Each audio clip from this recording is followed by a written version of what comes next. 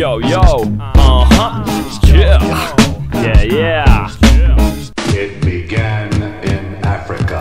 Preko 7 brda, preko 7 gora živi mali princ koji račune plaćat mora.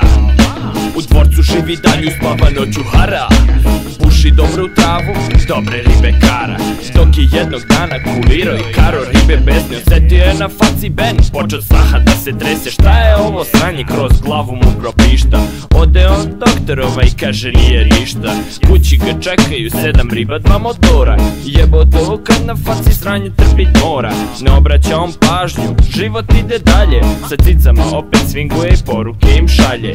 Veštica je došla i bacila šaku pre branca. Kaže ništa ako ne srolaš 2 Afganistanca. Seo je da mota, ali usro se zbog grije. Baba tada uze da loaduje prangije. Izvadi baba beretu i uperi u muriju. Ali princ je znao okružnoga sudiju. Lako se spasio jer ipak princ je to. Pusti babu, on je u šumu krenuo. Dok je šeto šumom, presrete ga vuk. Ajne jedan ubod, prinče, put ti je dug. Princ ga samo pogleda i put je produžio. Išao je šumom dok nije negde zalutao. Ukratko je našao on svoj put do bake. Kuća je bila rupa, nije bila kao onu koju opisuju bajke. Uđe on unutra i naduva se ko pička.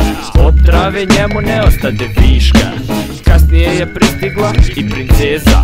Napušeni princ stade da je zeza.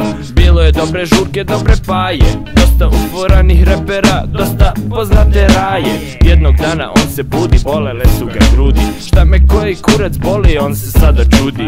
Nije više on mogo iz kreveta ustati. Boleo ga stomak i on nije mogo stati. Džaba se lik setio da ode doktoru. Ne duvajući redovno dao je šansu tumoru. Rak se proširio pa je sve otišlo u dupe. O brate kad ne voliš hedine krupne.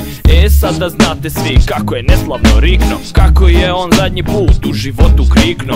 Kopaj po netu, do sutra nećeš naći skupe bolju. Tripalo mu muka u WC-u pa se udavio u šolju. Yeah, yeah. HM 2007, Blok B in a house, baby. Peace.